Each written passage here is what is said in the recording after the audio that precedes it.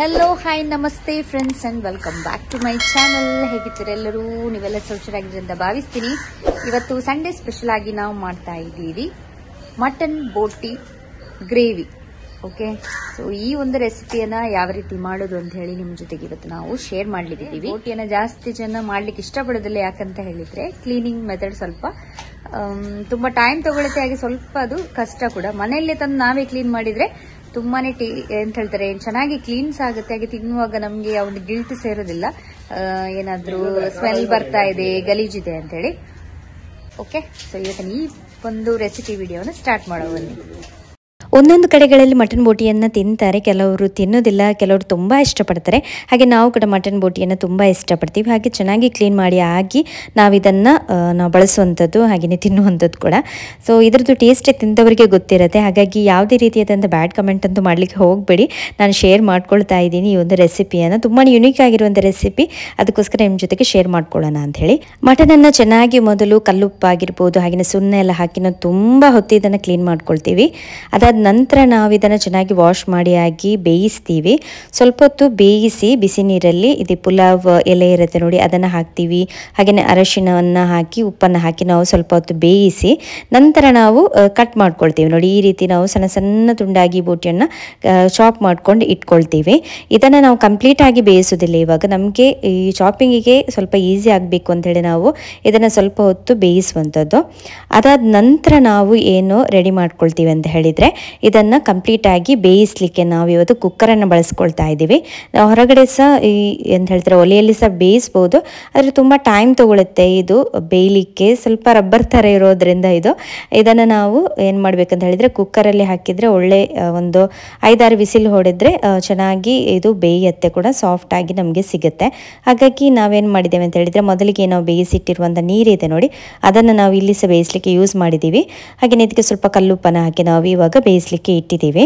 ನಾವು ತೋರಿಸುವಂಥ ಈ ಮಟನ್ ಬೋಟಿ ರೆಸಿಪಿ ತುಂಬಾ ಯುನೀಕ್ ಆಗಿರುವಂಥದ್ದು ಅಂತ ಹೇಳಿದ್ದೆ ನಾನು. ಯಾಕೆಂತ ಹೇಳಿದರೆ, ನಾನು ತುಂಬ ರೆಸಿಪೀಸನ್ನು ನೋಡಿದ್ದೀನಿ, ಆದರೆ ಈ ಪೆಪ್ಪರ್ ಫ್ರೈ ಅಥವಾ ಸುಕ್ಕ ಈ ರೀತಿ ಎಲ್ಲ ತುಂಬ ಜನ ಮಾಡ್ತಾರೆ. ಆದರೆ ಈ ರೀತಿ ನೋಡಿ ಈ ಕಡಲೆಬೇಳೆನ ಹಾಕಿ ಗ್ರೇವಿ ಅಂತೂ ಯಾರು ಸಹ ಮಾಡಲಿಲ್ಲ ಕಾಣಿಸುತ್ತೆ, ಅಥವಾ ಈ ಒಂದು ರೆಸಿಪಿ ತುಂಬಾ ಯುನೀಕ್ ಅಂತೇಳಿ ಅನಿಸುತ್ತೆ ನನಗೆ. ಸೊ ನಮ್ಮ ಆಚೆಲ್ಲ ಇದನ್ನು ಜಾಸ್ತಿಯಾಗಿ ಮಾಡ್ತಾರೆ. ಸೊ ನಾನು ಇಲ್ಲಿ ಕಡಲೆಬೇಳೆಯನ್ನು 1 ಕಪ್ಪಷ್ಟು ತೊಗೊಂಡಿದ್ದೀನಿ, ಒಂದು 100 ಗ್ರಾಮಷ್ಟು. ಅದನ್ನು ನಾನು ನೆನೆಲಿಕ್ಕೆ ಇಟ್ಟಿದ್ದೆ. ಸೊ ಅದನ್ನು ನಾನು ನಂತರ ಬಳಸ್ಕೊಳ್ಳಿಕ್ಕಿದ್ದೆ. ನಾನು ಯಾವ ರೀತಿ ನಾನು ಅದಕ್ಕೆ ಸೇರಿಸ್ಕೊಳ್ತೀನಿ ಅಂತೇಳಿ ಶೇರ್ ಮಾಡ್ತೀನಿ ಮುಂದಕ್ಕೆ. ಇವಾಗ ಮೊದಲ ಮಸಾಲವನ್ನು ತೆಗೆಯುವ. ಇದರ ಮಸಾಲ ಸೇಮ್ ನಾವು ಚಿಕನ್ ಗ್ರೇವಿಗೆಲ್ಲ ಹೇಗೆ ತೆಗಿತೀವಿ ನೋಡಿ, ಅದೇ ರೀತಿ ತೆಗೆಯುವಂಥದ್ದು. ಇಲ್ಲಿ ನಾನು ಮೊದಲಿಗೆ ಒಂದು ಕಾವಲಿಗೆ 1 ಸ್ಪೂನಷ್ಟು ನಾನಿಲ್ಲಿ ತೆಂಗಿನ ಎಣ್ಣೆಯನ್ನು ತೊಗೊಂಡಿದ್ದೀನಿ. ನೀವು ಬೇಕಾದರೆ ತುಪ್ಪವನ್ನು ಸಹ ಯೂಸ್ ಮಾಡ್ಬೋದು. ನಂತರ ನಾನಿಲ್ಲಿ ಅಂದಾಜು ತೋರಿಸಿದ್ದೆ ನೋಡಿ, ಆ ಒಂದು ಸ್ಪೂನಲ್ಲಿ ನಾನಿಲ್ಲಿ 1 ಚಮಚದಷ್ಟು ಕೊತ್ತಂಬರಿ ಕಾಳು, ಹಾಗೆಯೇ 1/4 ಚಮಚದಷ್ಟು ಜೀರಿಗೆ, ಹಾಗೆಯೇ 1/4 ಚಮಚದಷ್ಟು ಇಲ್ಲಿ ನಾನು ಈ ಕರಿಮೆಣಸನ್ನು ತೊಗೊಂಡಿದ್ದೀನಿ. ಹಾಗೆಯೇ ಇಲ್ಲಿ ನೋಡ್ಬೋದು ಗರಂ ಮಸಾಲ 1-2 ತುಂಡು ಚಕ್ಕೆ, 4 ಲವಂಗ, ಹಾಗೆಯೇ 1 ಏಲಕ್ಕಿಯನ್ನು ಸಹ ನಾನಿಲ್ಲಿ ತೊಗೊಂಡಿದ್ದೀನಿ. ಸೊ ಈ ರೀತಿ ಫ್ರೈ ಮಾಡಿಕೊಂಡು 2 ನಿಮಿಷ ಫ್ರೈ ಮಾಡಿದರೆ ಸಾಕು, ನಿಮಗೆ ಆ ಘಮ ಬರಲಿಕ್ಕೆ ಸ್ಟಾರ್ಟ್ ಆಗುತ್ತೆ. ಸೊ ಆ ಘಮ ಬಂದ ತಕ್ಷಣ ನೋಡಿ ನಾವು ತೆಗೆದ್ರೆ ಆಯಿತು. ಇವಾಗ ನಾನು ಇದಕ್ಕೆ ಆ್ಯಡ್ ಮಾಡ್ಕೊಳ್ತಾ ಇದ್ದೀನಿ ಇಲ್ಲಿ 6ರಷ್ಟು ಗಿಡ್ಡ ಬ್ಯಾಡಿಗೆ ಮೆಣಸು, ಹಾಗೆಯೇ 2ರಷ್ಟು ಉದ್ದ ಬ್ಯಾಡಿಗೆ ಮೆಣಸು. ನಿಮಗೆ ಬೇಕಾದರೆ ನೀವು ಉಲ್ಟಾ ಸಹ ಮಾಡ್ಬೋದು. ನಿಮಗೆ ರೆಡ್ ಕಲರಲ್ಲೆಲ್ಲ ಬೇಕಾದರೆ ನೀವು ಉದ್ದ ಬ್ಯಾಡಿಗೆ ಮೆಣಸು ಹಾಕ್ಬೋದು. ಆದರೆ ನಾವು ಯಾವಾಗಲೂ ಗ್ರೇವಿಯನ್ನು ಇದೇ ರೀತಿ ಮಾಡೋದು, ನಮಗೆ ಕಲರ್ ಸ್ವಲ್ಪ ಯೆಲ್ಲೋಯಿಶ್ ಆಗಿ ಇದ್ದರೆ ನಮಗೆ ಇಷ್ಟ ಆಗುವಂಥದ್ದು. ಅದಕ್ಕೋಸ್ಕರ ನಾನಿಲ್ಲಿ ಗಿಡ್ಡ ಬ್ಯಾಡಿಗೆ ಮೆಣಸನ್ನು ಯೂಸ್ ಮಾಡಿದ್ದೀನಿ.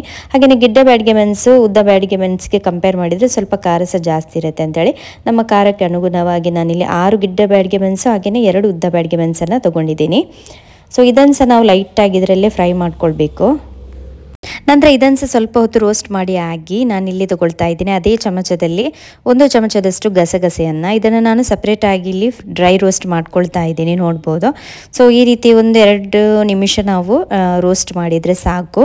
ಈ ಒಂದು ಗಸಗಸೆನೆ ಹಾಕೋದ್ರಿಂದ ಗ್ರೇವಿಗೆ ಒಳ್ಳೆ ಟೇಸ್ಟ್ ಬರುತ್ತೆ, ಹಾಗೆ ಗ್ರೇವಿ ಸ್ವಲ್ಪ ದಪ್ಪಾಗಿ ಸಹ ಬರುತ್ತೆ. ಹಾಗಾಗಿ ಗಸಗಸೆಯನ್ನು ನಾನು ನಾನ್ ವೆಜ್ಜಿಗೆ ಮಿಸ್ ಮಾಡ್ಕೊಳ್ಳೋದಿಲ್ಲ. ಸೊ ಗಸಗಸೆಯನ್ನು ಸಹ ಇಲ್ಲಿ ಆ್ಯಡ್ ಮಾಡ್ಕೊಂಡಿದ್ದೀನಿ. ಹಾಗೆಯೇ ನಾನು ಚಿಟಿಕೆಯಷ್ಟು ಸಾಸಿವೆಯನ್ನು ಸಹ ಸಪ್ರೇಟಾಗಿ ಇಲ್ಲಿ ರೋಸ್ಟ್ ಮಾಡಿ ಹಾಕ್ತಾ ಇದ್ದೀನಿ. ಇದು ಸ್ವಲ್ಪ ಗ್ಯಾಸ್ಟ್ರಿಕ್ ಅಂತ ಹೇಳೋರಿಗೆ ಸ್ವಲ್ಪ ಅಂತ ಹೇಳಿದರೆ ಒಳ್ಳೆ ಟೇಸ್ಟ್ ಸಹ ಕೊಡುತ್ತೆ ಸಾಸಿವೆ. ಹಾಗೆಯೇ ಗ್ಯಾಸ್ಟ್ರಿಕ್ ಎಲ್ಲ ಇದ್ದರೆ ಏನು ಇದ್ರೂ ಸಹ ಅದು ಹೋಗುತ್ತೆ ಸಾಸಿವೆಯಲ್ಲಿ. ಅದಕ್ಕೆ ಚಿಟಿಕೆಯಷ್ಟು ಸಾಸಿವೆಯನ್ನು ರೋಸ್ಟ್ ಮಾಡಿದ್ದೀನಿ. ಹಾಗೆಯೇ ಮತ್ತೊಮ್ಮೆ ನಾನು 1 ಚಮಚದಷ್ಟು ಎಣ್ಣೆಯನ್ನು ಬಳಸ್ಕೊಂಡು ಇಲ್ಲಿ 1 ಮೀಡಿಯಮ್ ಸೈಜಿದ್ದು ನೀರುಳ್ಳಿ ಹಾಗೆಯೇ ಒಂದು 6 ಎಸಳಷ್ಟು ನಾನು ಬೆಳ್ಳುಳ್ಳಿಯನ್ನು ಜಜ್ಜಿ ಇಲ್ಲಿ ಫ್ರೈ ಮಾಡ್ಕೊಳ್ತಾ ಇದ್ದೀನಿ. ಸೊ 1-2 3 ನಿಮಿಷ ಇದನ್ನು ಸಹ ಫ್ರೈ ಮಾಡಬೇಕು. ಇದು ಸ್ವಲ್ಪ ಬಾಡೋ ತನಕ ಇದನ್ನು ನಾವು ಫ್ರೈ ಮಾಡಿಕೊಂಡ್ರೆ ಸಾಕು. ಇವಾಗ ನೋಡಿ ಪರ್ಫೆಕ್ಟ್ ಆಗಿದ್ದು ನಮಗೆ ರೆಡಿ ಆಗಿದೆ. ಸೊ ಇದನ್ನು ಸಹ ಇವಾಗ ತೆಗಿತೀನಿ ನಾನು. ಸೊ ಫೈನಲಿ ಇಲ್ಲಿ ನೋಡ್ಬೋದು ಎಲ್ಲ ಮಸಾಲೆ ಏನು ರೋಸ್ಟ್ ಮಾಡಲಿಕ್ಕಿದೆ ಅದು ಇಲ್ಲಿ ರೋಸ್ಟ್ ಆಗಿ ರೆಡಿ ಆಗಿದೆ.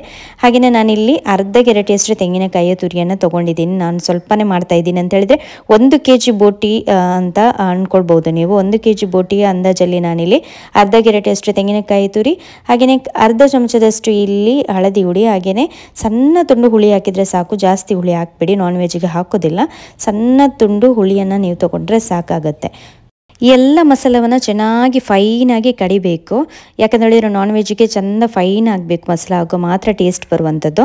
ಅಷ್ಟರ ತನಕ ನಾನಿಲ್ಲಿ ಈ ಕಡಲೆಬೇಳೆ ನಾನು ಏನು ತಗೊಂಡಿದ್ದೆ ನೋಡಿ ಅದನ್ನು ನಾನು ಕುಕ್ಕರಲ್ಲಿ 2 ವಿಸಿಲ್ ಹೊಡೆದಿದ್ದೀನಿ. ಸೊ ಅದು ಸಹ ಪರ್ಫೆಕ್ಟಾಗಿ ಕುಕ್ ಆಗಿದೆ. ಇವಾಗ ಗ್ರೇವಿ ಏನಿದೆ ನೋಡಿ ರೆಡಿ ಆಗಿದೆ ನೋಡ್ಬೋದು. ನಾನಿಲ್ಲಿ ಹೊರಗಡೆ ಇವತ್ತು ಒಲೆಯಲ್ಲಿ ಮಾಡ್ತಾ ಇದ್ದೀನಿ, ಆವಾಗ ಮಾತ್ರ ಇದಕ್ಕೆ ಜಾಸ್ತಿ ಟೇಸ್ಟ್ ನಾವು ಮಣ್ಣಿನ ಮಡಿಕೆಯಲ್ಲೆಲ್ಲ ಮಾಡಿದರೆ. ಹಾಗಾಗಿ ನಾನಿಲ್ಲಿ ಹೊರಗಡೆ ಮಾಡ್ಕೊಳ್ತಾ ಇದ್ದೀನಿ. ಸೊ ಫೈನಲ್ ಏನು ಸ್ಟೆಪ್ ಇದೆ ನೋಡಿ, ನಾವು ಗ್ರೇವಿಯನ್ನು ಮಾಡ್ಕೊಳ್ಬೇಕು ಮೊದಲಿಗೆ. ಸೊ ಗ್ರೇವಿಯನ್ನು ಅದ ಮಾಡುವಂಥ ಸಮಯದಲ್ಲಿ ನಾವು ಮಟನ್ ಬೋಟಿಯನ್ನು ಬೇಯಿಸಿದ್ದೆ ನೋಡಿ ಆ ನೀರನ್ನು ನಾನಿಲ್ಲಿ ಆ್ಯಡ್ ಮಾಡ್ಕೊಂಡಿದ್ದೀನಿ ಮಸಾಲಕ್ಕೆ. ಸೊ ಅದರಲ್ಲಿ ನಾನು ಅದ ನೋಡಿಕೊಂಡು ಮಾಡ್ತಾ ಇದ್ದೀನಿ. ಇದು ತುಂಬ ದಪ್ಪಸಲ್ಲ ಹಾಗೆ ತುಂಬ ತೆಳುಸಲ್ಲ, ಅಂದಾಜಲ್ಲಿ ಅದ ಇಡಬೇಕು ಇದರ ಒಂದು ಗ್ರೇವಿ ಏನಿದೆ ಅದು. ಸೊ ಇವಾಗ ನಾನು ಮಸಾಲವನ್ನು ಚೆನ್ನಾಗಿ ಮಿಕ್ಸ್ ಮಾಡ್ಕೊಂಡಿದ್ದೀನಿ. ಇವಾಗ ನಾನು ಇದಕ್ಕೆ ಆ್ಯಡ್ ಮಾಡ್ಕೊಳ್ತಾ ಇದ್ದೀನಿ ಸ್ವಲ್ಪ ಉಪ್ಪು. ಈ ಮಸಾಲಕ್ಕೆ ಸ್ವಲ್ಪ ಉಪ್ಪು ಇಳಿಬೇಕಲ್ವ, ಹಾಗಾಗಿ ನೋಡಿಕೊಂಡು ಉಪ್ಪನ್ನು ಹಾಕಿ. ಯಾಕಂತ ಹೇಳಿದರೆ ನಾವು ಬೋಟಿಗೆ ಸಹ ಬೇಯಿಸುವಂಥ ಸಮಯದಲ್ಲಿ ಉಪ್ಪನ್ನು ಹಾಕ್ತೀವಿ. ಇವನ್ ನಾನು ಕಡಲೆಬೇಳೆಗೆ ಸಹ ಸ್ವಲ್ಪ ಉಪ್ಪನ್ನು ಹಾಕಿದ್ದೀನಿ. ಹಾಗಾಗಿ ಅಂದಾಜಲ್ಲಿ ನಾವು ಉಪ್ಪನ್ನು ನೋಡ್ಕೊಂಡು ಹಾಕಬೇಕು.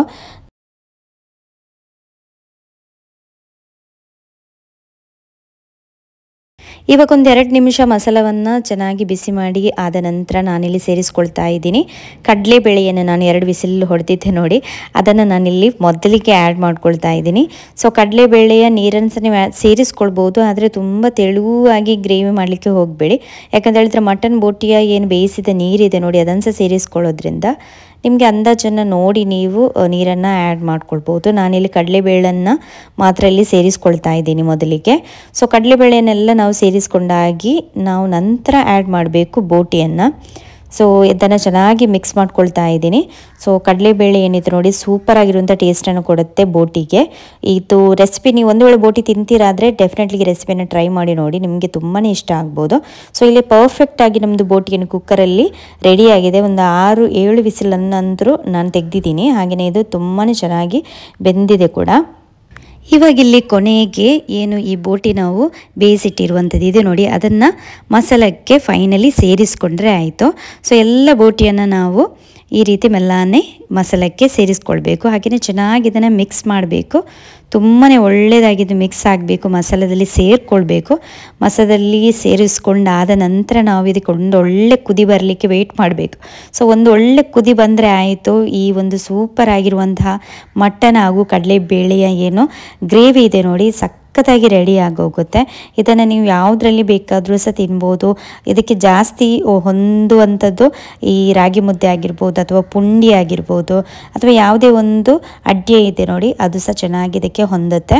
ಹಾಗೆಯೇ ನಿಮಗೆ ರೈಸಿಗೆ ಸಹ ನಾನು ತೊಗೊಳ್ಬೋದು. ಆದರೆ ನನಗೆ ಖಾಲಿ ಹೀಗೇ ತಿನ್ನಲಿಕ್ಕೆ ಇದು ತುಂಬಾ ಇಷ್ಟ. ಇದು ತಿಂದರೆ ಅದರ ಕ್ವಾಂಟಿಟಿ ಖಾಲಿ ಆದದ್ದು ಗೊತ್ತೇ ಆಗೋದಿಲ್ಲ, ಅಷ್ಟೊಂದು ಟೇಸ್ಟಿಯಾಗಿರುತ್ತೆ, ಸೂಪರ್ ಡೂಪರ್ ಟೇಸ್ಟಿಯಾಗಿರುತ್ತೆ. ಡೆಫಿನೆಟ್ಲಿ ನೀವು ಒಂದು ವೇಳೆ ಮಟನ್ ಬೋಟಿಯನ್ನು ತಿಂತೀರಾದರೆ ಈ ಒಂದು ಗ್ರೇವಿಯನ್ನು ಡೆಫಿನೆಟ್ಲಿ ಟ್ರೈ ಮಾಡಿ ಅಂತೇಳಿ ಹೇಳ್ತೀನಿ.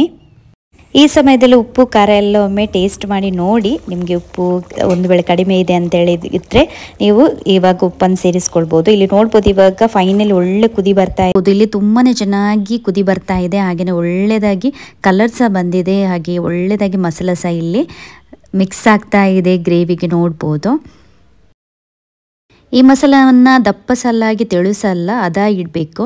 ಇದು ಸಂಜೆ ಹೊತ್ತಿಗೆ ಮಸಾಲ ಆಟೋಮೆಟಿಕ್ ಆಗಿ ದಪ್ಪ ಆಗಲಿಕ್ಕೆ ಸ್ಟಾರ್ಟ್ ಆಗುತ್ತೆ ನಾವು ಕಡಲೆಬೇಳೆ ಹಾಕಿರೋದ್ರಿಂದ. ಹಾಗಾಗಿ ನಮ್ಮದು ನೀರಿದ ಅಂದಾಜು ಏನಿದೆ ನೋಡಿ ಅದನ್ನು ಪರ್ಫೆಕ್ಟಾಗಿ ನಾವು ಹಾಕ್ಕೊಂಡು ಉಪ್ಪನ್ನೆಲ್ಲ ಚೆಕ್ ಮಾಡಿಬಿಟ್ಟು ಇವಾಗ ನಮ್ಮದು ಫೈನಲ್ ಆಗಿ ಇಲ್ಲಿ ರೆಡಿಯಾಗಿದೆ. That's why I don't worry about the things that I don't see. Yeah. These days I don't worry about much. I think we should have some more fun.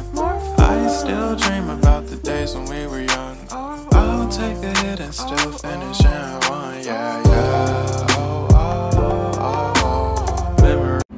So ಬಿಸಿ ಬಿಸಿಯಾಗಿರುವಂತಹ ನಮ್ಮ mutton ಬೋಟಿ gravy ready ಆಗಿದೆ. So ಇದಕ್ಕೆ ನಾವು ಇವತ್ತು ಹಾಕಿದ್ದೀವಿ ಕಡಲೆಬೇಳೆ ಕೂಡ. ಅದು ಯಾವ ರೀತಿ ಆಗಿದೆ ಅಂತೇಳಿ ಟೇಸ್ಟ್ ನೋಡಾಯ್ತಾ.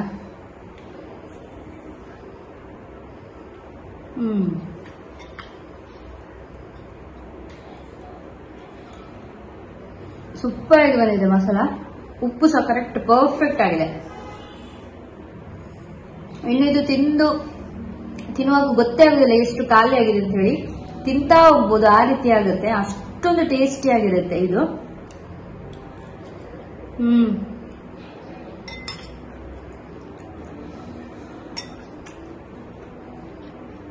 ಇದನ್ನು ಹೀಗೆ ಸಹ ತಿನ್ಬಹುದು.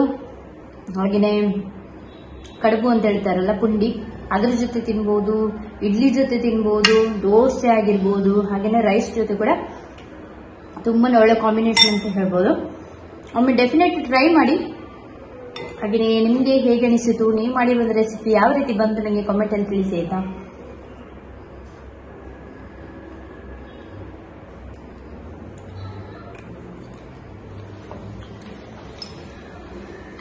ಐ ಹೋಪ್ ನಿಮ್ಗೆ ಇವತ್ತಿನ ಈ ಒಂದು ಸೂಪರ್ ಆಗಿದ್ದ ಮಟನ್ ಬೋಟಿಯ ರೆಸಿಪಿ ವಿಡಿಯೋ ಇಷ್ಟ ಆಗಿರ್ಬೋದು ಅಂತ ಭಾವಿಸ್ತೀನಿ. ಒಂದ್ ವೇಳೆ ಇಷ್ಟವಾದ್ರೆ ಲೈಕ್ ಮಾಡಿ, ಶೇರ್ ಮಾಡಿ, ಹಾಗೆ ನಮ್ಮ ಚಾನೆಲ್ಗೆ ಸಬ್ಸ್ಕ್ರೈಬ್ ಮಾಡಿ ಅಂತ ಹೇಳ್ತಾ ಸಿಗ್ತೀನಿ ಇನ್ನು ನಿಮ್ಗೆ ನನ್ನ ಬರುವಂತ ನೆಕ್ಸ್ಟ್ ವ್ಲಾಗ್ ಅಲ್ಲಿ. ತನಕ take care, bye bye and thanks for watching.